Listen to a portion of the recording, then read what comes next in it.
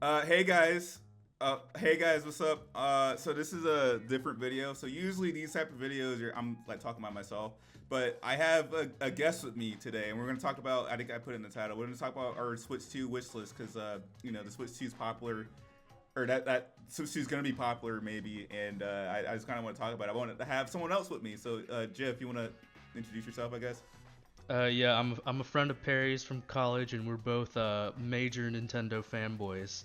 Yeah, And we've had the Switch since day one, so I feel like we're the most of qualified for course, the Switch 2. Yeah. of course, yeah. And a lot of our friendship is from our Nintendo fanboying. So we have We high hopes for definitely, the Switch 2, yeah, and we're gonna talk about it now.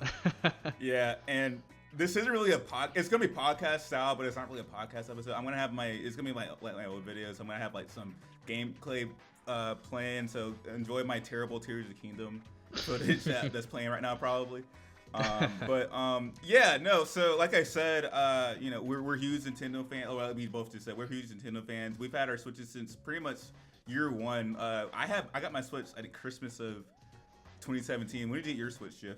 I think a little before that actually. Before it. I was still in high school, so Same. getting the consoles was like a very grade centric thing.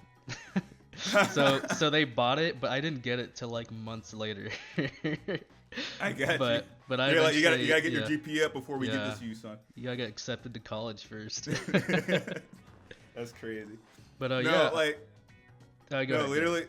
literally, like, so how I usually, when I was in high school and like grade school, how I usually managed my Christmas wish list, I would always prioritize the games and stuff I wanted more because I knew my parents wouldn't give me everything I wanted. So I knew like consoles are expensive, and like I remember telling them like the Wii U was the last console I wanted from them, and obviously that was not a great thing for them for me to tell them because the Wii U is like whatever. But I literally only asked for the Switch and Mario Odyssey because I was like, this is like literally all I want for Christmas. And if I had asked for anything else, I knew I wasn't gonna get the Switch. So Didn't I you sacrificed. Go ahead. didn't you get Breath of the Wild for the Wii U though? Yeah. Oh yeah, I did. Yeah, I bought Breath of the Wild for the Wii because like I was desperate for Breath of the Wild and the Switch, but I couldn't get the Switch; it was too expensive. And also, fun fact about me, I somehow lost my gamepad. So I bought a Wii U Oh Pro my controller god. just to play Switch, or just to play, excuse me, Breath of the Wild. But half the game wasn't available to me because the Wii U Pro controller doesn't have motion control, so I couldn't do any of the Oh fun my god. motion Yeah, that's controlled not good. shrines. Yeah, so I couldn't actually finish the game, but I got the Zelda on the Switch, and I eventually 100% all the shrines like 2 years later. So it was worth it to just get it on the Switch and play it all over again just for the motion controls. Uh, yeah. So how this video is gonna work? So me and Jeff have gotten some game wish list ideas we want for the Switch 2. Some of them are, one of them on my end, we're definitely gonna get, but we have some ideas that we want to see in these games that I think will be interesting for people to hear and talk about. So we're just gonna go back and forth with the games that we want and just discuss that for a little bit. And then after we're done with that, we're gonna get into just our hopes for the Switch in general, where we see the Switch 2 being in terms of popularity and like just maybe some technical stuff that we want to see in the Switch. Maybe we'll talk about leaks or whatever that we've seen, and then we'll hopefully end this video in a timely manner because like we definitely want to. We don't want to make this a feature length film of like us just Of nerding out course, over of Nintendo course. stuff. But I'm gonna let Jeff start with one of his game wish lists. So what's your first game you Okay. want, buddy? The first one I've got here is we've talked at length about this, Perry, but a new Zelda game I think would be great. Uh-huh. Obviously, Zelda has been popping off, right? Right. It's been making the big bills for Right. Nintendo. But I would love Yeah. to I'd love to see Zelda kind of stray away from their open world formula, but not necessarily going back to their roots. I would love to see them just do more of a blended kind of segmented open world. Like an I, open zone I think kind of yeah, deal. open zone. That's the right Yeah. word for it. Yeah. I think the open world was a little too big in Breath of the Wild, and they made it and they doubled down on that in Tears And of the Tears of Kingdom, Yeah. especially with the depths.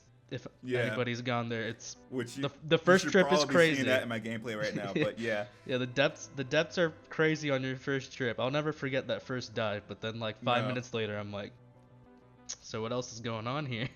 Yeah, I'm gonna be honest. I'm in a minority that actually enjoyed the depths. I understand everyone's criticism of it, like, oh yeah, it's just the same thing over and over again. But I don't know. It's just like a mindless like loop of just throwing your light bloom or whatever it's called, bright bloom, and just kind of like just figuring out a different way to explore something that you've already explored on the ground surface. It was definitely a neat concept. I just wish there was more in it. Yeah, no, same. Like just having like old like amiibo DLC costumes and like just a boss rush occasionally. Like they should have added a little bit more to it to make it more diverse. Okay, that was cool though. Like the roaming bosses. That was a nice concept. It's cool. Yeah, it's cool. But I guess people wanted more. But that's a cool concept. Yeah. Other than that, like more traditional dungeons, more items. Yeah. The dungeons in Tears of the Kingdom were a joke. Like, I was so I don't know if it was a disappointed with the joke. dungeons. I think they were better than Breath of the Wild. They're better than Breath of the Wild for sure, but like it's still the I guess same. that's not a high bar. One is not a high bar. Two, it's still like the same formulaic thing. Like instead of like, oh, you're twisting the dungeons in Breath of the Wild, and that's the gimmick for all the dungeons. You're finding like these orbs. This is probably less interesting to me. I think there's two standout dungeons, like the Wind Temple and the the Sand Temple, the Desert Temple. What was that one? Yeah, that one was good. That was a standout dungeon for sure. Yeah, I think the Spirit Temple had so much potential and they just kind of threw it away. Spirit Temple is so I don't even consider it to be a dungeon because it's just so like it's just like a room. It's just a room with a couple of things to do and then a fight. Right, yeah, and then the reward, the freaking mech you get, like, is so lame. Like, I don't know if you like the mech, but I didn't really like the mech that much. I mean, it was cool to see, but then he just kind of walks around and slaps people in lowercase. Yeah, like it's a cool companion, but to actually drive, like, I would just rather I've never done this, but I would rather make my own like death machine that other people have made in the they're crazy death machines. I mean, I didn't make them, but I've seen them. I didn't make them either. Yeah, I definitely seen them too. Actually, fun fact. So I put the I Hate Tears of the Kingdom video in my Discord server by Skitty Bitty. I didn't know. I don't know if you watched that video, Jeff, but I didn't know that the air bike was a thing. Like I didn't know that's something that people use to just I made that. That was the only thing I made. I didn't even think to do that on my first playthrough. It's definitely super cool, but I think that's, I mean, bring back items. I think the quests in the open world games, like a lot of them, other than the main quests, right, and the kind of the branches of the main quest, like the tiers and helping people. I mean, there were some side quest chains that were good that I remember, like the newspaper one. That was cool. But and like from Breath of the Wild, the cast storyline was a cool one. But there's so many side quests where like that they're so like write-off, and like the reward is a write-off, because the whole like the main concept of the Wild games is that you're constantly scavenging for items, so like there's no sort of like reward with a sense of permanence you get from those side quests that are like, hey, bring me my cuckoos, and instead of getting an empty bottle like you would in Ocarina of Time, you just get like 20 rupees, and it's like, wow, cool. Or a recipe you can make on your own. I could have sold like 50 opals and like been cool. Yeah, I got you. So just like a more traditional Zelda game without like completely abandoning the open world idea, just like a smaller world, and just all the modern conveniences of games today, but with the skin of a Zelda game, like an older Zelda game. Right. Kind of. Yeah. Okay, that's cool. I actually have a very similar idea that we'll get into later for Zelda. But I know we've talked about a lot in my server, but yeah, I think the Zelda team kind of going back to their roots, but like taking the lessons they learned from Breath of the Wild, just making it a little. They definitely are. I mean, if I know you didn't play Echoes of Wisdom, but that it definitely blended that kind of open area, but filled with more things to do. So I'm excited to see where they take it on a grander scale, since that was kind of a smaller game. You want a 3D remake of Echo of Wisdom? Is that what you're saying? No. I enjoyed the game, but I don't. You don't want it again. Sorry, Zelda fans. I don't think I want to Yeah. play it again. Yeah, I'll definitely have to play. I wanted to play Link's Awakening first. I haven't played that yet, but I'll definitely get into that at some point. You'll like Okay, it. so yeah, I think I'll like it for sure. But okay, so that was it for your idea for the Zelda. Yeah, Zelda. Okay, cool. All right, so my first game, which is a game that we saw in the Switch reveal trailer, which is Mario Kart 9 or 10, because Tour is technically a mainline Mario Kart game, so they could probably call it this. Yeah, no, because they put the Tour tracks in the Mario Kart 8 DLC. Yeah. So that's technically a canon Mario Kart game, canon quote unquote. So if they call like Mario Kart, like the next Mario Kart 10 or Mario Kart X, like I don't want anyone to be surprised because I said that here. Anyway. Or Mario Kart 8 Deluxe 2. 8 Deluxe 2.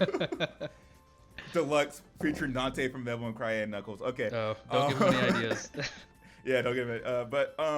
So a rumored feature, a feature that people are thinking of that's gonna be in the next Mario Kart game, was like the pit stops, which I think will be a cool idea because you see the little like track that goes like parallel to like the main track, and you see like, these little like pit stop areas or whatever. What I think would be really cool is that they take some Diddy Kong Racing and make Mario Kart the new Mario Kart open world.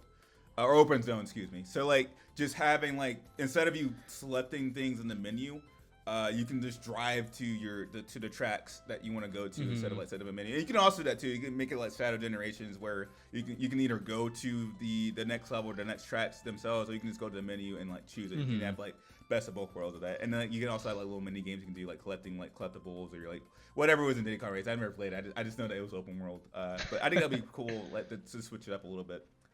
I'm actually intrigued about the whole pit stop concept, like what they could do with that. Like the first thought, like just pulling concepts from Mario Kart 8, is just like having coins, like power ups, but maybe even stuff like maybe exclusive power ups. Like maybe you have a better pool of items. So like, for instance, it removes just coins from the power up pool. I think that alone for a lot of people is a really good power up, especially for the more casual player. Or what you gave me an idea. What they can do, they can use the coins, increase the coin ceiling, but you can use the coins to pay for better power ups in the pit stop. So like instead of like how when you choose a question block, it gives like it's like a little like lottery or not lottery, casino royale type deal where it chooses a random thing. You can pull up into drive into like the driveway for the pit stop. And you have like a set amount of time to choose like the best one you can see. So it's like it's like a shop concept. I like it. Yeah, like shop it's concept, more of a purpose to the coins than just having as many as you can. Yeah, and like it doesn't slow down the action because like you're still driving, but you have a limited amount of time to choose what you want, and then you can just go and use a better power up. So I think it'd be a cool idea, a cool way to implement the pit stop, and also make the coins like useful instead of like just a random item nobody wants. I'll double down and make it so you can sell stuff too. Yeah. Oh yeah, you can sell it. Like you get honestly that's just like a single like kind of booster space, except it's not a booster. Just to like if there's an item you're holding that you don't like and you'd rather get its value in coins. Yeah. That's not bad. Yeah, like sell the boomerang or I think the boomerang's the worst one, or the piranha. People don't like the piranha plant that much. Selling that instead of like using it. Yeah, I can see that for sure. Hopefully we don't get the Mario Kart Reddit community in here. I find the piranha plant annoying, like weird boosts and stuff, but that's just me. I don't mind the piranha plant that much. I can see why it's annoying, but I don't mind it. I think the boomerang is probably the boomerang is pretty cool. What's my least besides the coins? What's my least favorite item in Mario Kart 8? Maybe I don't know. The hardcore Redditors will tell you the coin's a great item because you can hide your next item that you're holding. No, you can't see what. Yeah, of course. Great. I know in Mario Kart 7, the Tanuki Leaf was pretty useless. Like I didn't like because like it had such a shit range. You have to be like right next to another person to use it properly. Like it just and you couldn't fly with it. Like it just was kind of useless. It's almost like they put it in there because they saw that 3D Land had it, and that was a big feature in 3D Land, and they just wanted to copy 3D Land. But also, here's something. What are your thoughts on the seemingly increased like player limit to the races because people saw that there are more people in the races. It used to be 12, right? And now it's, I want to say 24. It's 24. That's what I heard. Yeah. I think that's cool. I don't know how that's gonna look like in gameplay. I know Baby Part's gonna be like, almost unplayable. Hell on earth. If they include Baby Part, but I think that's cool. Well, like if we combine that with the concept you talked about, like having an open zone kind of racing style, that might be cool. Fortnite like, Mario Kart. Yeah. Battle Royale Mario Kart. Kart Royale. You just jump down from like a bus and just you just start driving around. Oh my God. No, that'd be cool. It could be like a little community. Like, and I think like Nintendo played around with like that beta test a while ago, where it's like an open game. Did you hear about that? Oh no, I did not. Like it was like Nintendo like really. We're strapped for time, so I'm trying to like I'm talking fast right now, but like it's all good. There's like take your there's time. like thank you, appreciate that.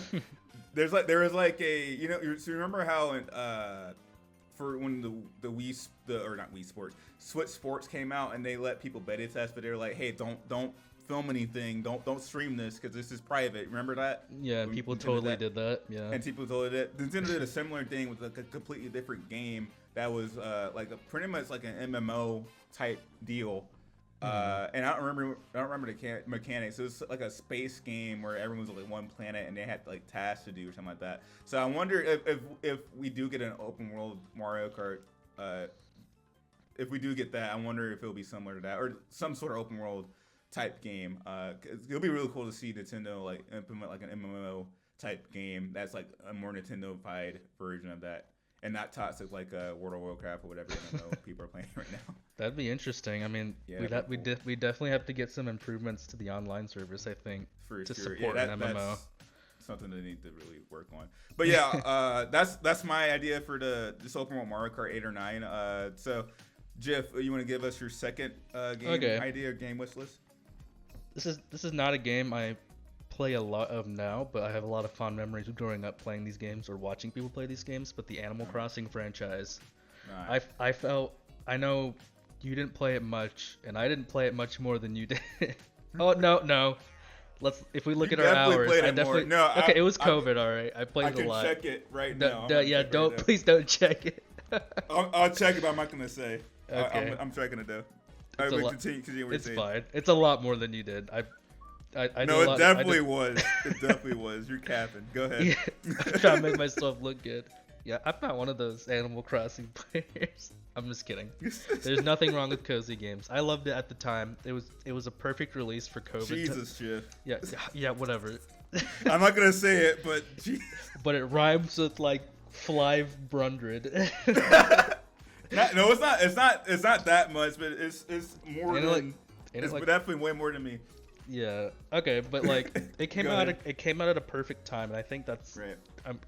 It's not that I think, it's definitely the reason it sold so well. I think it's like definitely the top 5 like most sold games. I'm not sure exactly for the Switch. It's up there. It's up there. It's definitely probably beat Mario Kart 8 at some point. Mario Kart 8 is like that's like the powerhouse. That's your GTA 5 on the Switch. I don't know if it beat Mario Kart 8 since Mario Kart 8 came with so many Switches just on purchase. Excuse me. It beat it 1 month. Okay, like I see. Yeah, in a month, not entirely. Yeah, I was gonna say. Yeah. But yeah, it came out at such a good time. But I think as an Animal Crossing game in the franchise, it fell short in a lot of ways to me. The Animal Crossing franchise for me was a very deeply personal and like kind of an escape, as a lot of video games are. But you would get to know your villagers, you'd get to run a town in New Leaf, and so many different things. It felt like you were really in a town of people together and living life together. But I think they kind of sucked the life out of it in New Horizons in favor of an extremely high customizability and high graphics for the Switch, of course. Graphics. I love the Switch. The advanced graphics of the Switch. Yeah. I confuse reality with the Switch. I'm being honest. It's so hard to like. Yeah. Geez, like. In another world. Especially in like Pokemon Scarlet and Violet. Right. Those graphics were like. It made real life look worse. Real life has less polygons than Pokemon. Scarlet, yeah. We'll get to Pokemon. I got Pokemon on my list, but yeah. if we get, I mean, there's sure to be another Animal Crossing. They have too much. For they, sure. They probably all like their office desks are probably made of money. Like that's how much money that game made. They got money. They got money to make a new game. They're gonna do it. But I just hope they bring they bring like the life back into its villagers, and they have like in the old games, villagers would like not like you. They would like have to warm up to you, and there were so many ways you could interact with them. They all had like their own like limited degree of a lore. But in this game, like all villagers are assigned a personality, and that's it. Like that's literally You want they're the working out villager. They're working out. Yeah. You give them a shirt and they're like, oh hell yeah, I'm gonna bench lift this thing. I'm gonna chest press this thing, you know. I'm gonna chest press my shirt. It's like I'm just giving you a shirt, dog. But like stuff like that. I hope they nailed it with the customizing, and I see so many super impressive builds that I can never do in Animal Crossing. And didn't you make like a shadow shirt? I wouldn't put it past me, but I digress. So funny. But yeah, I hope they bring back the personality. They nailed it with the customization. They nailed it with the online multiplayer. Super fun stuff. I just hope we see a little return to its roots as well, moving forward. Yeah, and like Jith said earlier, I didn't really grow up with Animal Crossing. I only got New Horizons because it was super popular. I didn't even buy it myself. I got it for Christmas. But oh yeah, that's right. I saw a video by Jaden Animations that went over like her experiences with the series. So she played the GameCube version originally, and then she talked about like how much we lost in New Horizons. I was like, dang, New Horizons really sucks because like the villagers are kind of ass. Like I remember she started a new playthrough for the video. And I remember like there was like a section in the video dedicated to like one neighbor that was just giving her so much shit and like so much sass. And I was like, dang, I really like something like that in an Animal Crossing game. That makes the game more interesting. They felt alive, like more alive anyways. But now it's like you're the resident like counselor or resident advisor or whatever in New Horizons. And you're making all the decisions for the town folk, like, hey, you're gonna live here now, or hey, you're gonna move out now because I've ignored you for months, and like nobody dislikes you for it. They're just like, okay, okay, I believe you. But you know what's funny though? There's a feature in New Horizons where you can actually start beef with somebody or like complain about a villager. Yeah, and they'll just move out. Like, it resets their personality. It resets their personality. Yeah, I didn't even know that. Yeah, I mean, correct me if I'm wrong. You know, Animal Crossing fans, but like, yeah, I'm sorry. No, you're good. It's like pressing a hard reset button on your villager, and they're just like the state they were when they moved in. And it's like that's weird. That's probably more disturbing than the original game. Because at least they're compliant, or at least you can have a conversation with them about their personality. In this one, you just reset it like they're. I mean, they're obviously like AI, but like if this is real life, like that makes the game more dystopian than it is. I'm just gonna factory reset you, dog. Oh, that's so weird. I might. I will say it has been years, so I might be misremembering that, but I do remember when you said like, hey, you can go to Tom Nook or Isabel and be like, hey, I don't like this person.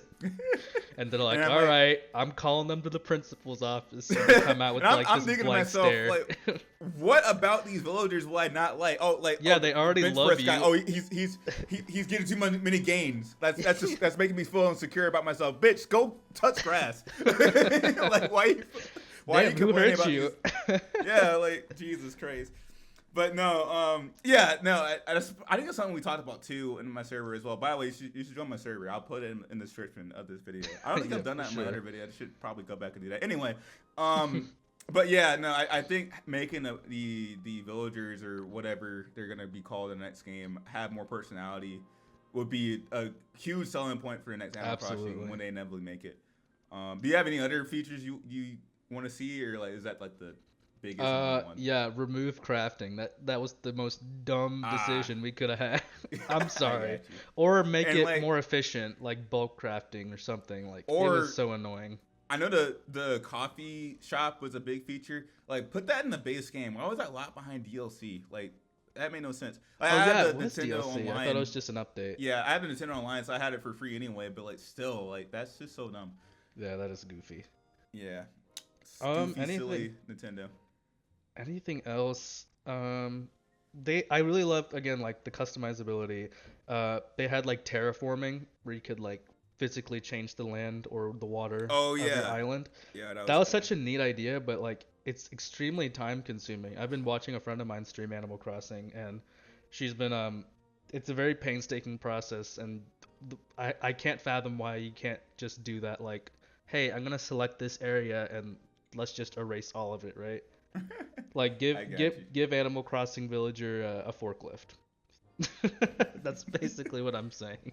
I got you. Okay, That's all I those are got cool on Animal features. Crossing though. Okay, cool. Yeah, they'll definitely make another Animal Crossing, but I think that'll make it more interesting, I guess, with those suggestions. But speaking of a game that we know we're gonna get, my next game is Smash. We're obviously gonna get a new Smash Brothers. Like, I think there's been a Smash. Oh no, I know there's been a Smash on every Nintendo console after the N64. Like, Smash and Mario Kart are pretty much Nintendo's like bread and butter. Like, they have to do it to pay off their taxes essentially.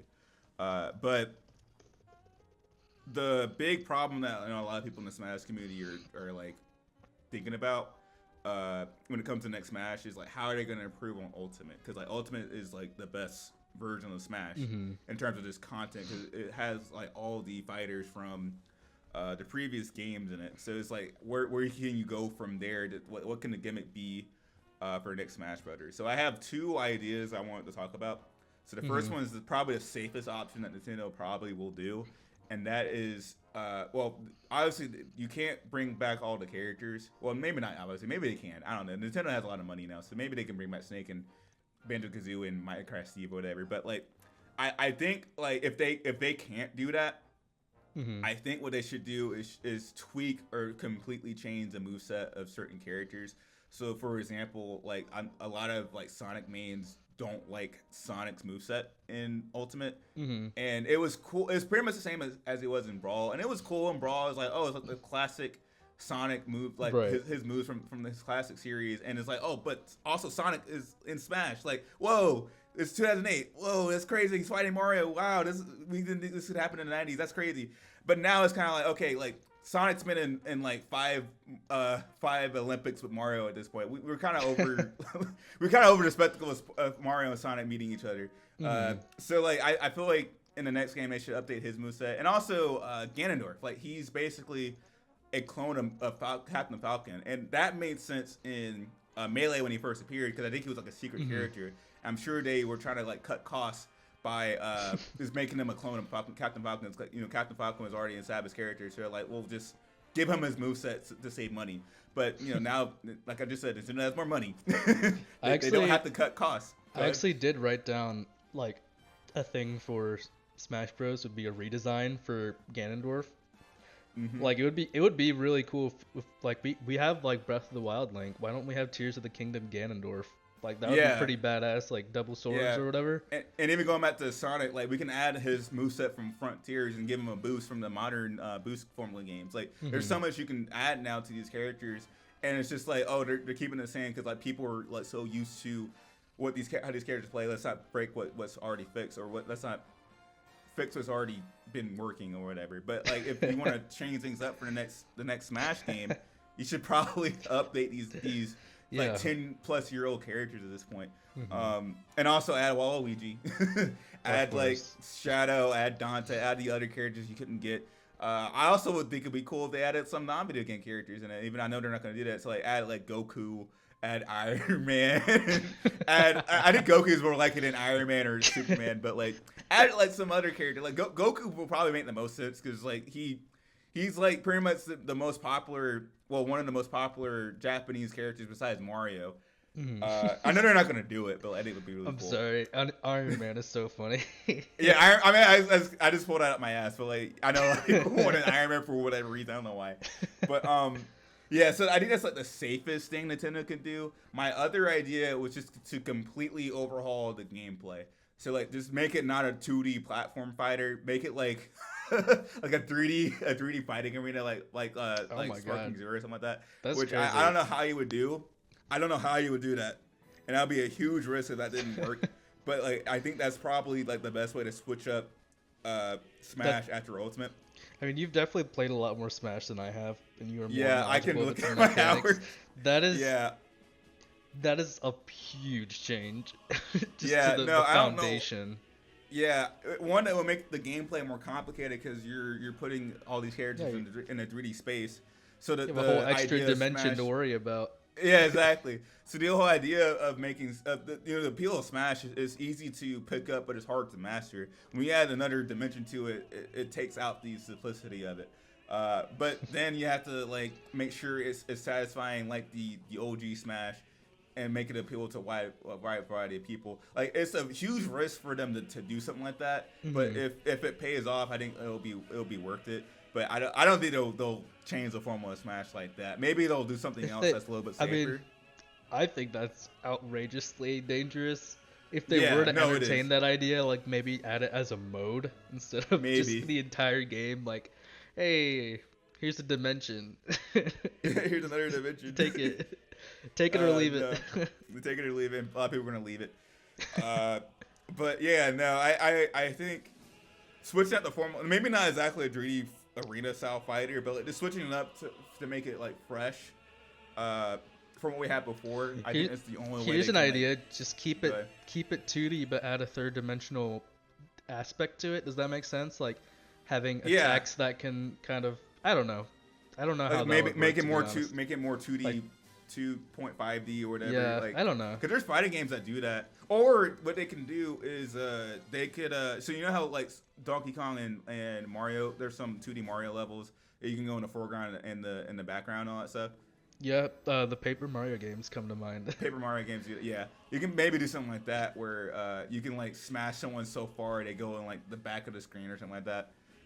And then that's like the last straw before you get knocked out. I don't know, something like that where you're just playing with dimensions. But that's kind of my idea for like a new Smash Brothers. Like we're gonna definitely get a new Smash, but like this how they're gonna improve upon Ultimate is like the question. So like that's kind of like my idea.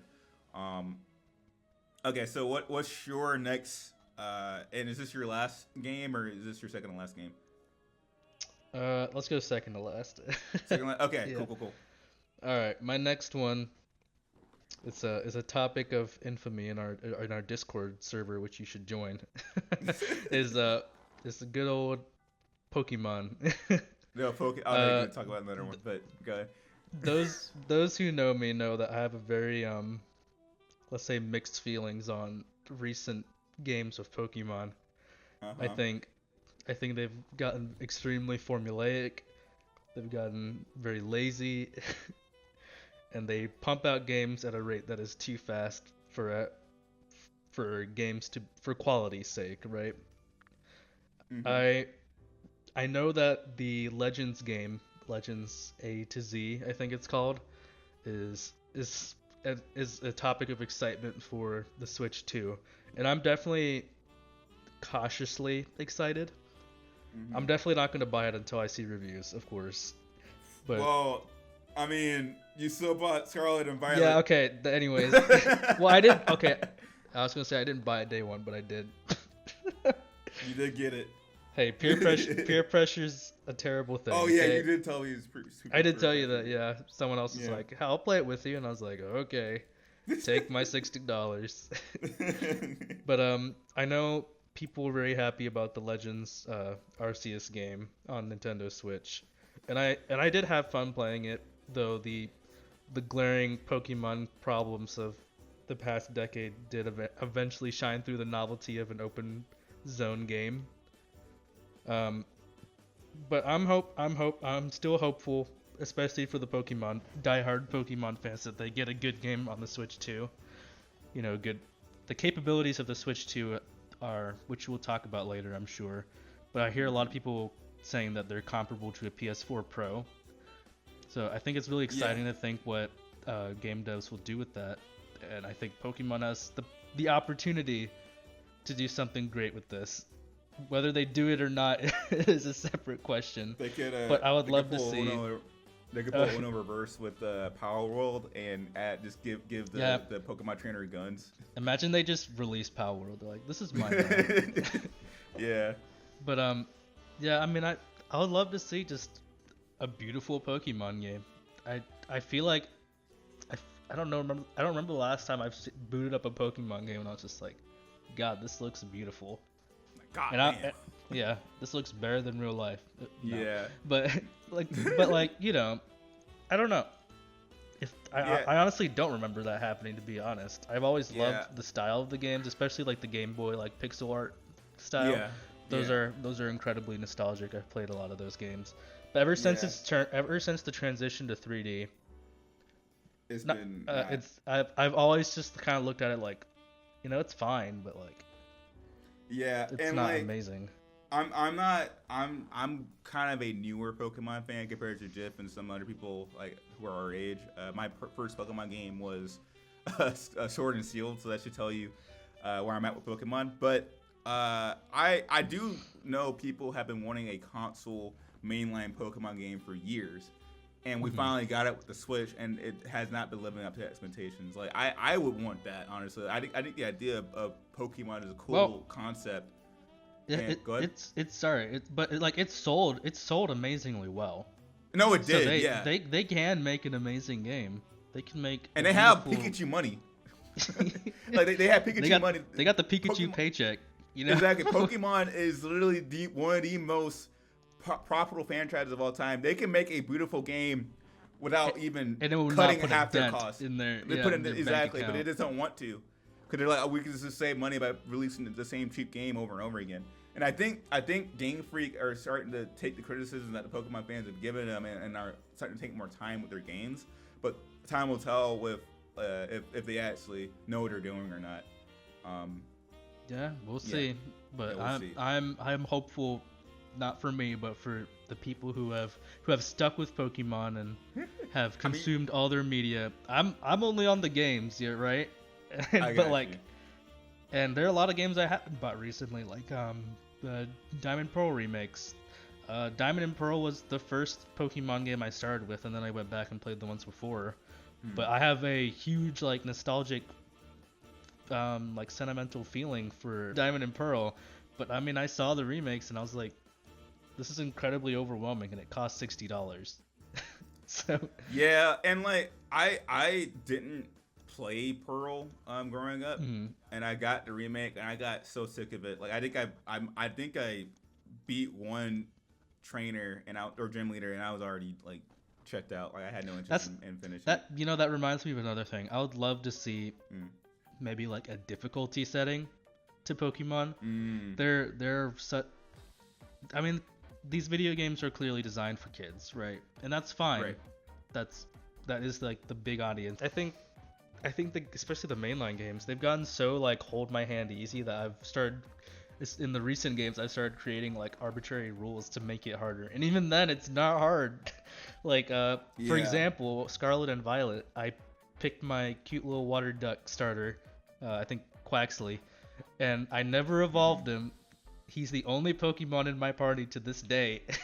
And I beat the entire game by injecting him with prescription drugs and letting him go wild, you know. That's crazy. You never evolved him. I never evolved him, and I would love if there was like a difficulty setting. Maybe you could change make the AI better. Maybe even change like the movesets, like match like more of a competitive style. Or add animations for the movesets. Yeah, well, that's a separate issue. Yeah. More animations, Pokemon, please. So help me God, if I see another Fade to Black and play the sound and pretend the animation totally happened, I'm gonna lose it. But yeah. But I mean they've clearly done something right to hold on to such a immense fan base and loyal fan base. But I think that fan base deserves a lot more for the time and money and just everything they've put into these games. But that's pretty much my point with Pokemon. I got you. Yeah, you're definitely the more of a Pokemon fan than me. I know you've had a lot of conversations with some of our friends in the Discord server. Yeah, about shout out to Avatar Ava. They're a lot more negative than this one too. No, they're definitely a lot more negative for sure. But yeah, I just gotta sit back and like let you guys talk because I have no like horses in that race at all. Like I said, my first Pokemon game was Sword and Shield, and I thought it was fine. Like I understood the criticisms, and I definitely had some of them, but like it got me to at least acknowledge the Pokemon series. Like I wouldn't say I'm a fan of it after playing Sword and Shield because I didn't buy Scarlet and Violet despite. I didn't buy Scarlet and Violet because I was like, I'm not supporting a game that has all these bugs in it, and I know they fixed it. No. And I hear it's like a really good game. Did they? I'm I still looking at windmills like 15 feet away, and they're running at like 8 FPS. So like. Well, I guess I'm never getting it. And maybe the Switch 2 will patch it out. We'll see. But yeah, I wouldn't call myself a huge fan of Pokemon or a fan at all. But like, you know, I see your criticism. I'm like, yeah, be mad about that. Yeah, I understand. Without experiencing it, but I understand like just at wanting more out of companies. Of course, like and just as a disclaimer, this is not like a. Yeah.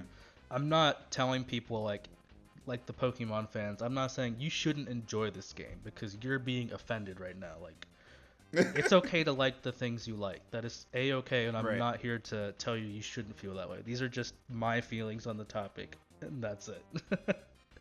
Right, yeah. Yeah, thank you for that disclaimer. Of course. Because I definitely felt offended as a non-Pokemon fan when you were dogging Pokemon just now, so thank you for telling me that. Of course. But yeah, so speaking of things I'm a fan of, we're gonna go back to Zelda for a little bit because my next game wish list, whatever I just called it, is very much Zelda related. I think it'll be cool with the rumors that the Switch Pro or the Switch 2, like just said earlier, of it being on par with like the PS4 Pro, if we had like more powerful or more like better quality, better looking games from Nintendo. And what better game to showcase that off with is one of their flagship games, a game that everyone's considered to be like the greatest game of all time, which is debatable. We'll get into in a little bit. And that is a complete remake of Ocarina of Time for the Nintendo Switch 2. A remake that's on par with like the Resident Evil games that are coming out now and the Final Fantasy. So you want something that completely redefines the game. Like it's not just it's sparkly now. It's like. No, like an actual like from the ground up remake on par with those games. And like I'm not saying like, oh, you should just like add more story or change up the game mechanics entirely. You don't have to do that, but I want something on par with those games. I haven't played a lot of Resident Evil. I played a little bit of Resident Evil 2, the remake, and I stopped playing because I'm a little baby. But I heard that the Resident Evil 2 remakes aren't like. There's the gameplay wise, they're pretty much on par with the original, just more defined. I would want something like that for Ocarina of Time, but like with like this coat of painting that those remakes I just mentioned have, because like I feel like Ocarina of Time is such a classic game, but it hasn't aged the best, and I think part of the reason why people were really wanting a Final Fantasy VII remake for the longest time is because the story in 7 holds up immensely. Like it's very relevant. Like it's a timeless story about just environmentalism and protecting the planet. It's also a very well told story at that. But I think what hasn't aged well about the game is the graphics and the gameplay. And Ocarina of Time, I did a playthrough of it recently on Twitch that I can't get anymore because I had to get deleted. So, but I just finished the game, and it definitely has that age well in terms of gameplay. And I think Ocarina of Time, I think the story is not anything amazing, but it's a cool story and a cool concept for a video game. I feel like a lot of people would give it a chance if it had like the same coat of paint that Final Fantasy VII Remake or the Resident Evil remakes had. And what I would want, like I guess gameplay wise, like I don't know, like maybe add like kind of what Jith was saying with like his wish for a new Zelda game, like add like some of the ideas from the wild games with like the openness of like how you choose dungeons or like how you go with like how you solve some of the puzzles and stuff like that, but keep it linear. Like keep it like, okay, we're going to like the Deku Tree and this is the Deku one thing tree, I would say, move on. sorry to cut you off. I really like this idea. I think the map of original Ocarina of Time is small enough that why not just make it one big like interconnected world, right? Yeah. And have like just add in like some kind of transition between those areas, and that way it could be one big zone. I think that would be really cool for an Ocarina of Time remake. So it's not, so it's new, it's different, but it's not like completely rewriting the entire world into something. Yeah, I agree with that. Yeah, like just have it like open zone, but like connect all the worlds. And like if you want to make it bigger, completely remake it and make it more like realistic, like the remake game or the Final Fantasy VII remake games, you can still have those ideas. Just make it make more sense. Like instead of like, oh, we're going through a tree and oh, we're in the Lost Woods or whatever. The was it Kakariko Village or Kakariki? What is it called? Kakariko Village. Oh wait, no, wait, the Kokiri Oh. Forest. I'm thinking the Kokiri Forest. Sorry.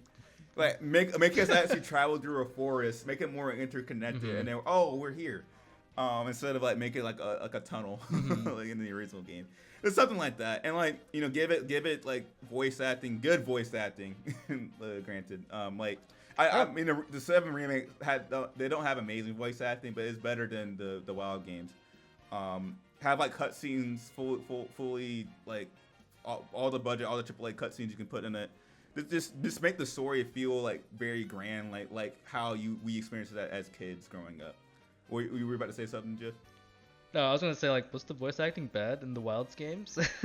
I guess there wasn't a lot of it, but it's not bad, but it's definitely not like other games that are on the caliber of Zelda. of course. Like I feel like it's cool that there's voice acting in Zelda in general, because like we've never had like full voice acting in a Zelda game before Breath of the Wild, but it's not like I think it's just the voice direction maybe, because we have some good voice actors in the Wild games, and they've gotten progressively better from the first game to Age of Calamity to Tears of the Kingdom. I think Tears of the Kingdom is pretty good. Age of Calamity might be a little better, but Tears of the Kingdom has some pretty good voice acting. But I think the voice direction is kind of where the issue is. I think like that's a lot. That's an issue for a lot of games that a lot of people don't consider when they make fun of the like voice acting. It's like some of these actors like have no idea like what the context of the scene is, and they're just saying lines. Yeah, because that's a problem with a game I've been trying to get Jith to play, Stellar Blade, which if you don't know what it is, I mean you can look it up. But it's I'll say like it's a game. It's basically like the poor man's version of Nier Automata. Has similar themes in Nier Automata. Just everything that it does is kind of like, it's not. I wouldn't say it's worse, just different, and it doesn't hit as well as Nier Automata. But the English voice acting has been like a huge point of criticism for that game, and I feel like it's because of the voice direction. Because apparently the Korean dub, which is like it's from South Korea, is a lot better. Like it actually sounds like good. Yeah, like it sounds like they're actually there's acting. a reason like Instead for of, like, a lot of like say Japanese media, a lot of people watch subtitle over like dub, and it's because of that. Like it's like most people don't want to just read subtitles, right? But usually the delivery is just so much better when it's from like the original creator's language. And right, and there's some English dubs for anime that are actually really good. There's a lot of English dubs in games that are good, like the Persona games. Like I think all the English dubs and all the Persona games are really good, well done. And Metaphor too. Like Metaphor is another huge standout, which I need to beat that. But I feel like there's like even Nier Automata, like it didn't have like terrible voice acting compared to Stellar Blade, but it especially in the beginning it sounded a little off, and I feel like that's just kind of like this just the translation between English and whatever language the original source material is from. Yeah, but that's pretty much my thoughts on like the Ocarina of Time remake. Did you want to add anything to that, or like? No, I think I'm good. I think that's a great idea. I think on the topic of remakes, I think there's too many like we're in such an age of remakes, right? I feel like games like Ocarina of Time are like the games that need the remakes. Like stuff that is not as accessible to kids or even adults these days. But man, we keep getting remakes of a lot of things I feel like not a lot of people are asking for. Yeah, like You know, even though I've said other things about it, who really asked for a remake of Horizon Zero Dawn? I knew you were gonna bring it up. Didn't you Or buy it? yeah, no, I didn't get it. I will consider getting it if I ever do a replay through of Horizon Zero Dawn. But it's only $10. Yeah, like, that's that's fair. not a. The original looks fine. Am I It the looks only one fine who on the thinks that way? PS5. Like No, looks- it does. it's I a played it beautiful on my game. PS5 and I replayed it. It looks fine, but like I don't know. Like you can't count. I You can't count the pores on Aloy's arm anymore. But like, Yeah, that's fine. Yeah. Oh wow. Even though didn't a lot of like guy gamers get mad yeah, at there that? was or something controversy like that she had hair on It her was face. It's like, controversial, yeah, yeah. that's biology. I don't know what to tell you, boss. Yeah, that's it. Just meet a real woman and you'll see. Yeah. You'll see. But no, no, like I think a bigger sin of that is or that idea is like the Last of Us remakes, like especially Last of Us Part 1. Like the fact that was a full game, a full $70 game when it launched, and not a $10 upgrade for people who had the PS4 remastered version. That's a crime in and of itself. Like I mean I would like it, but I haven't to this day bought it because I'm not paying more than $10 for that. Like I think the lowest right now has ever been is 40. Like I'm not paying $40 for. That's still a lot. Yeah, that's still a lot. Yeah, I'm not paying $40 for one, a game I've already played, and two, was essentially just a better coat of paint. Yeah, like, it's still the same gameplay mechanics. That's at least with the. Go ahead. Oh. No, I was saying at least with the Zero Dawn remake, they added gameplay mechanics from Forbidden West, the newest Horizon Zero Dawn game. So at least that's a thing for $10. But like the Part 1 is just the same a copy game and with, paste. It's not. Yeah, it's not exactly. Right. No, it's not. I mean, we're gonna say something. In one way, I get it for people who have never played the game, but again, it's not like they built the game from the ground up. I mean, maybe That's I'm true. wrong. Maybe I'm, as a non-game developer, I don't know, but they're using the same source code, right? It's just I would updated imagine textures, you know. Yeah, optimized frame rate. I guess it's kind of like oh, it's like a native port to the PS5 instead of like, because I think whenever you play a PS4 game on the PS5, it's emulating a PS4, so you're not really playing it on a PS5. It's like an emulation of it. I think that's what it is. I don't know. People can correct me in the comments, but I think that's kind of like the appeal. But still, it's like you're not really seeing that by playing it. Like I said, it does add mechanics from Forbidden West, but that's pretty much it. And if you already have it, it's like a $10 upgrade, so it's not even that big of a deal. But I digress. It's kind of pointless. It does feel like a waste of resources too. Even if the price isn't what bothers you, and you're like, I'm not gonna buy that. But it's like a lot of time was spent on that, and it's like that's weird. You could have made. You could have just made the third game. Do the third one. That is inevitable at this point, but. Yeah, we'll see. But that's kind of my last game. Jith, you have one more game you want to talk about, and then we'll get into our last discussion. Yeah, as people who know me know that I couldn't in good conscience not mention the greatest game franchise ever, Xenoblade Chronicles, and I'll expect no disagreement.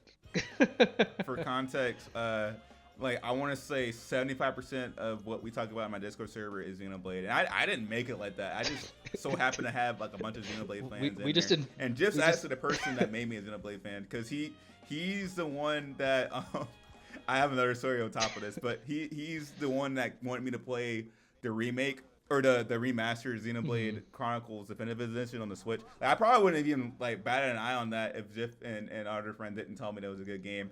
But funny story about that game, and then I'll let you talk about. I have a feeling I know exactly what you're gonna talk about. I can cut this out if you want me to. It's a good game.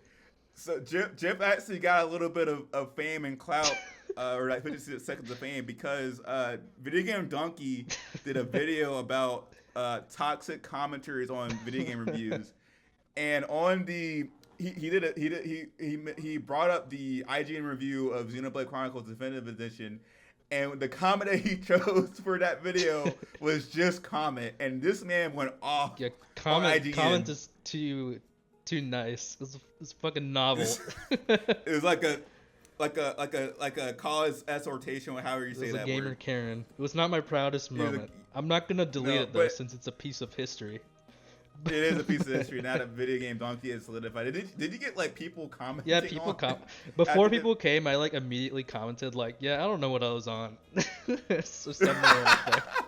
But people commented it like, worked on me. I found you. I was like, yeah, you did. You got me. When I first saw that, though, my mind just like blew up. Like I was like, oh my god, like Donkey found your comment, and like it worked on me back then because like I think you made that comment when the game came out in 2020. I unfollowed IGN after that, so like it worked on me. So well, IGN is, I just quite frankly silly, but that's besides it is the very point. silly. No, like I just think it's funny that Jeff got a little bit of clout for his love for Xenoblade. That was always my intent. Yeah. Yeah, just being a video game donkey video. But yeah, what is your pitch for a new Xenoblade game on the Switch 2? So those who have played the Xenoblade games, I'm gonna avoid spoilers as best I can. But Nintendo's already done that for you. Yeah. But if you the story of the first three, like the story they've been setting up for the first 3 games, that's like pretty much wrapped up. Nice, neat little bow. But I'm excited for the future of, maybe a Xenoblade 4 or maybe even like a new IP or new franchise. The thing that kind of woke me up to that possibility was with Metaphor ReFantazio. It's like we might not get Xenoblade, and that's okay. I'd be okay with just like a new universe. And but we're still getting another Persona game. For those who don't know, Metaphor is a JRPG that is made by the Persona people. And if you don't know what Persona is, just look that up. I don't feel like explaining that. But I think what Jeff's saying is you want like a... Yeah, I'd be with a cool new IP. Yeah, because like Xenoblade Chronicles is like a spinoff of Xenogears or Xenosaga, right? Yeah, there's a lot going on there. I don't know if we have time to explain it, but... Yeah, no, I wasn't going to, but like Xenoblade Chronicles is not the only Xeno-esque game. Like there is a spinoff of another series, but you're saying that you want another spinoff from Xenoblade Chronicles. Oh, like a new IP with. I mean, I'd be okay if it was just another Xenoblade. I hope it's a new story though. I think they've done enough with the story as is. This cow. Okay, I don't know if they say milk, especially after we talked about Persona. I don't know. Yeah, okay, you're right. This cow's still got plenty of milk left. It's got a little bit of juice in it. A little bit more juice in the mudder. I'm the main reason is just like I'm excited to see what Monolith Soft, which they're the developers of the Xenoblade games, what they could do with a more beefy Switch and better hardware. Yeah. I think they've helped develop a lot of other, big games on the Switch, namely like the Breath of the Wild, Tears of the Kingdom. They had a hand in developing those games, and seeing what they could do with PS4 graphics or PS4 Pro rather, it's exciting. I hope we get like really good open worlds full of content, because it's been such a trend from like the last, I guess, decade or so, that open world equals good, right? And I think the past few years have taught us that is not the case. Bigger doesn't always mean better. Excuse me. I think a good example of that is Cyberpunk.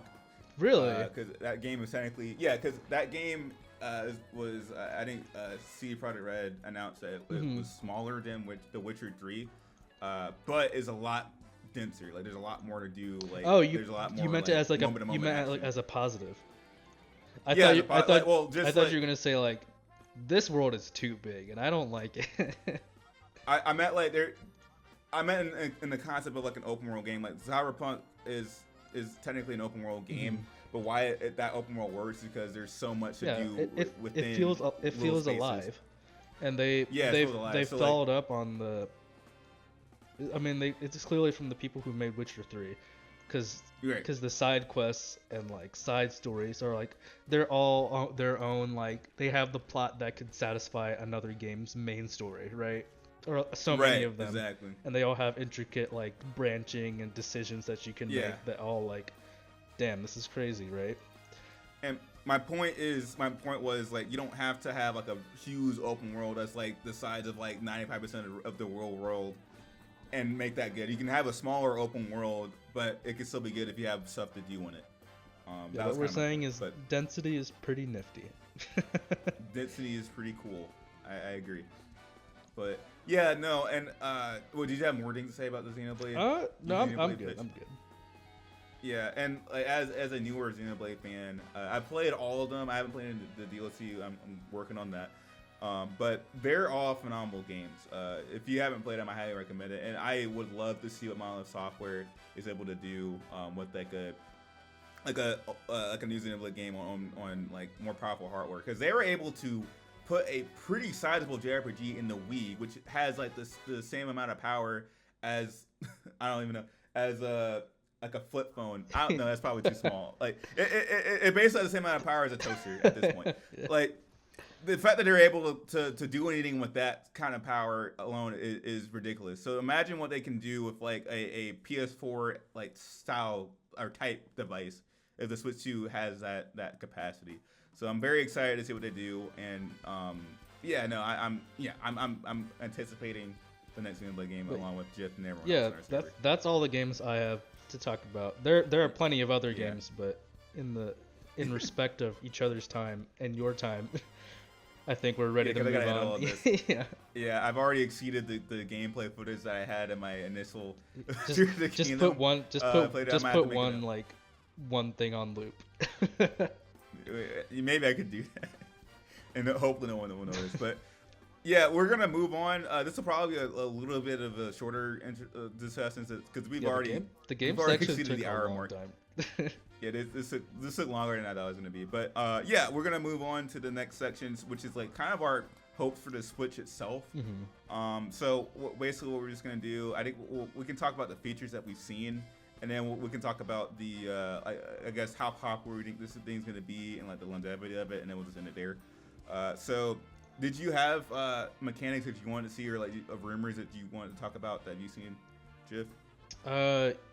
Yeah. I mean, there are things we know for sure, like like a bigger display is going to be nicer. I think we can see that the Joy-Cons are bigger.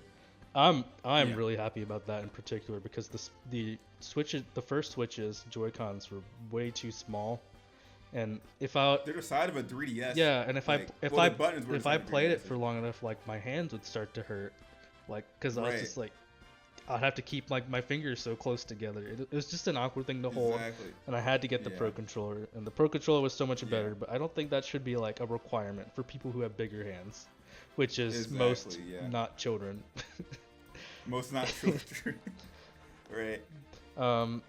Bigger screen, that's of course always nice. The graphics, we're getting an upgraded NVIDIA chip for the Switch 2. Better processing power. We already talked at length about how exciting that's going to be. I hope a native 60 FPS is in the realm of possibilities, or just a fidelity and performance mode. I'd be fine with that as an option. Yeah. But a better storage, man. Like 32 gigabytes being the biggest option is a crime. That is nothing. That is literally nothing. I mean, the PS5, I don't think it's obviously not that small, but it's not that far off. Like, these new consoles nowadays, like, it's almost like a requirement to get an external hard drive just to have games on your console. Mm-hmm. It's so stupid. I mean, a minimum of say like 256 gigabytes. Maybe that's more than maybe I'm asking for a lot. I don't know. I feel like that would be nice. Especially a lot of Switch games are already like extremely well optimized. Like they're big open world games, and then they're like 16 gigs. So I think that's very possible. Yeah. Like backwards compatibility. That's great. That's thank God we're having that. What I want from that though is I want them to better optimize the games that are backwards compatible. So like, it would be cool. Oh, like the upgrades for PS5 from PS4. Yeah, like play that in 60 frames or something like that. Maybe improve load times. And things God forbid they start like re-releasing the games for Switch 2. Yeah, which I've heard rumors that they're gonna do a remake of Breath of the Wild, which I'm not. Why? I guess it's been excited about. I guess it's been a while. I mean, but it looks great. We talked about this a little bit in the Discord server, but like I'll probably still get it because I'm a Zelda fan. If you want a Breath of the Wild remake, just play Tears of the Kingdom. Exactly. That's what I was like. Just do a remaster Tears of the Kingdom instead of a remake of. I don't know. Continue what you're saying. This is another tangent. Other stuff, online services. I think those everyone could agree Need to that be could be improved. improved. Yeah.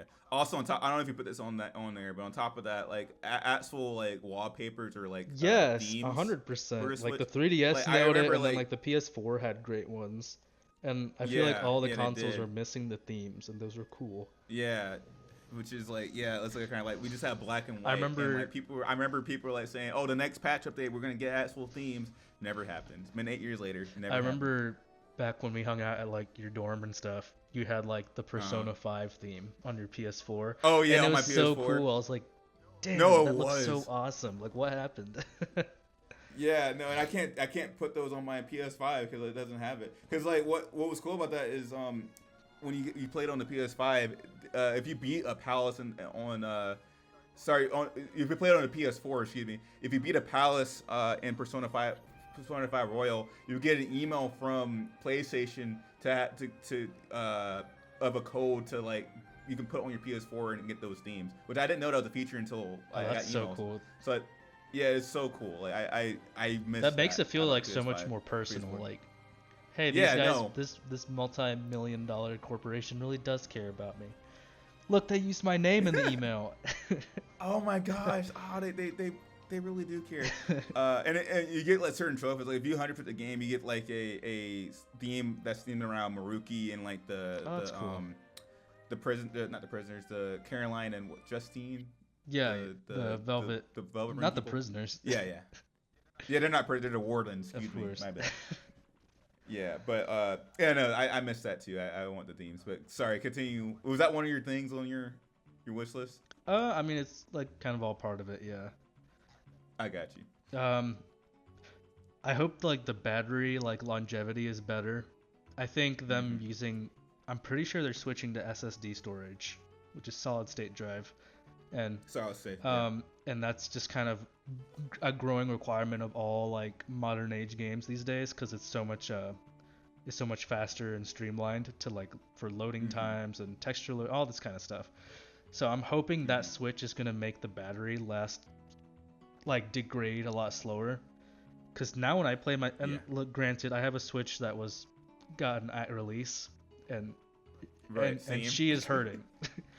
every time I boot up the Switch, she starts crying. Yeah. No, it's gotten so bad to the point like where if I like leave my Switch out, like by itself, it'll just die. Oh my! You did Like, not tell me this. Oh, I never told you that. Yeah, no, like if I leave my Switch out without charging, if I just have it in my book bag for like a couple of days, I'll turn it on and it's just dead. Like I have to keep it on the dock for it to have power. Yeah, I mean, it's definitely an old console, but it's Yeah. sad to see like I can't play it without the dock or on being actively charged without like it just I can see the percent dropping like actively. Yeah, no, it's pretty bad. I know like they had a slight upgrade. Like there's like the red box switches, like the switches that come out the red boxes. Those have improved battery life. But I don't have it because I have my Switch. So I just Another thing is just the Joy-Cons. I'm concerned about them. They drift. are they using Hall Effect? I don't know. Like Hall Effect joysticks. I don't know, but like I hope they're going to improve the Joy-Con drift. That was such an issue. But more specifically, it's like the connectivity of it to the Switch. Like it's like a center prong, right? I was about to ask like what your opinions on that was. It looks like it'll snap off, right? And like be stuck in there. Yeah. I don't know how I feel about that. I don't know, cause like I feel like these guys, Nintendo's been in the game for years, so they have like the cream of the crop when it comes to engineers. I feel like they've have a fail safe for that to not break. Like I think to a lot of people it looks like it's gonna break, but I think they'll have something to prevent that. Cause like I mean these are people that put like the poison on the cartridges, the Switch cartridges, so kids and dogs and spit them out if they put them in their mouth. So I feel like they probably have something in play to prevent that snapping, but we'll just have to see it for ourselves. But I don't think that was like really, that wasn't like one of my worries when I first saw that. Yeah, we'll see. I mean, we made that argument that they're the cream of the crop when it comes to engineering, but like Joy-Con drift is still an issue. Drift. That's fair. Okay. Other than that, I don't know. I know there's the whole like, isn't there like talk of like you can use the Joy-Con as like to slide it along? Yeah, use it as a mouse. That's Yeah, I was just gonna that's kind talk of about that. I don't know how that would work. I guess it would make shooters a lot better. Though I mean I guess the guy No, it makes gyroscope shooters a is lot there too, easier. though. Yeah, and then like the gyroscope there. Yeah. But like I feel like that could work. I just would have to see it in action. And there's actually patents that are out that prove that that's actually going to be a thing. So we'll probably An interesting thing about that, I could see them using that as like a justification to bring back like browsers. Didn't the Wii U have browsers that you could just go on the internet? Yeah, I think the Wii and the Wii U. The 3DS had a browser. It looked ugly, but it was there. Yeah. Yeah. I also would love for them. This is not really related, but I would love for them to add like a Miiverse style like social media system. I was just thinking that. I would love to have that. I miss Miiverse. I didn't use it that much, but it's just cool to see like if you play. I don't know if you played Wind Waker HD. Did you play that? Yeah. It was just cool to get the little bottles from like other players. It kind of like made you feel like less alone. It's such a nice like community feeling. Yeah. And like honestly, I would just go into like I don't remember the exact like name for it, like the Miiverse Plaza. Oh yeah. Where you'd see like the big circle of people in their different games, and they had all their speech bubbles and it was showing their art or messages. I would just go there and just like look around, see what the people are saying. It was such a cool feeling. It was like Twitter for like Nintendo nerds and kid friendly. Well, for the most part. For real. But yeah, I hope I really hope that's something they bring back because I love that. Yeah, that was just such a cool way to maybe this is a long shot, but I just feel like what if we just had playing online just part of the system again, and then you have all these benefits if you pay for if you get the other. I don't know. Maybe that's a little silly. I don't know if they'll make I don't know if they'll have a free to play online option now that Nintendo's opened the floodgates, the Pandora's box of play online service. Look at all this money coming in. But like I feel like they'll probably just add more like classic game. Like they'll probably add GameCube or like DS titles to the Nintendo Switch online service. Like I think that's probably what they're gonna do with the Switch 2, and that's only exclusive to the Switch 2. But beyond that, I don't think they're gonna make anything free, unfortunately. Like, just hopefully they'll have it more optimized. Yeah, it's a little far fetched. But just hopefully that it's just better. Yeah, me too. But I guess to close it out, we can talk a little bit about like what we think the longevity of the Switch 2 is gonna be. I think it's not gonna be another Wii U. I think we've seen enough for this system, because Nintendo definitely played it safe with the design of the Switch.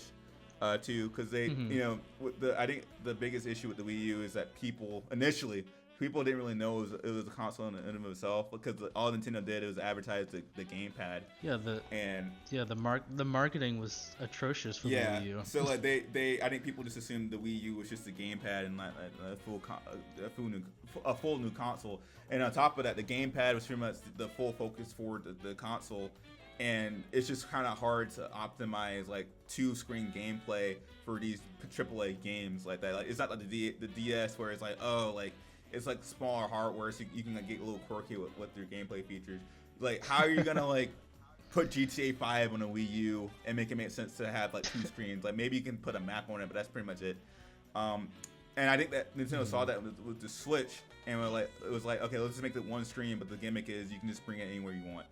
And that was like, obviously a compelling concept to a lot of people, because the Switch 1 is one of the best-selling the best-selling consoles of all time.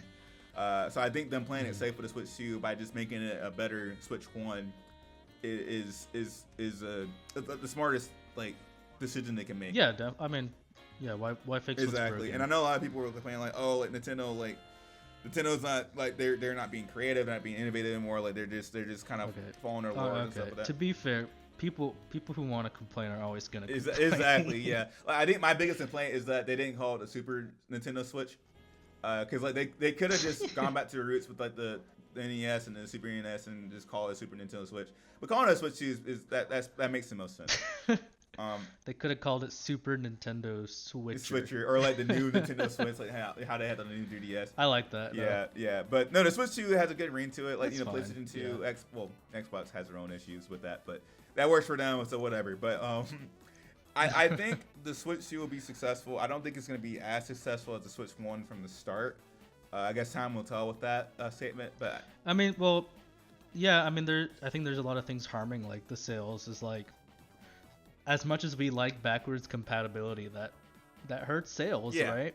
Because some people would just like, well, I don't want to play these games. I already have them on Switch. If Nintendo's going to release a lot of cross-gen games when they launch, like a lot of people aren't going to jump on the Switch 2 just for the new, the upgraded graphics, or just to play like something they can play on their Switch 1 better. So I guess we'll see in 2 months. Yeah. We'll see what the exclusives are. I'm excited. And that's probably what's gonna cause the pre-orders. Hopefully that opens up pre-orders, because I know they're talking about having a plan to deal with scalpers, but we'll see with that. Yeah. But I think that's pretty much all we wanted to talk about today. I'm excited. Yeah, no, I'm very excited for it. Obviously, we're both excited for this. We're in this video right now. And we technically did get this to feature length status because the original recording of this is almost an hour and a half. So if I edit it down, it'll probably just be like an hour 15, but we'll see. But yeah, did you want to plug anything, Jeff, before we wrap things up? Anything that you want? No, not really. I don't. I don't do any like content stuff for now. Well, follow or join the Discord server. You do that. Join the Discord server. You can talk to this lovely man. He has a lot of opinions on Xenoblade and Pokemon, so he'll probably. You come talk to me about everything you disagree on from this video. Sure. Join the Discord server. I'll put that in there, and follow me on all my social medias as well. But thank you, Jeff, for joining me. Yeah, thanks for having me. I enjoyed. No problem. Yeah, we'll definitely have to do something like this again soon if we can. Of course, hopefully something shorter. If you have time. But, all right, sounds good. Cool. All right, bye guys. Thank you for See ya. watching. Bye.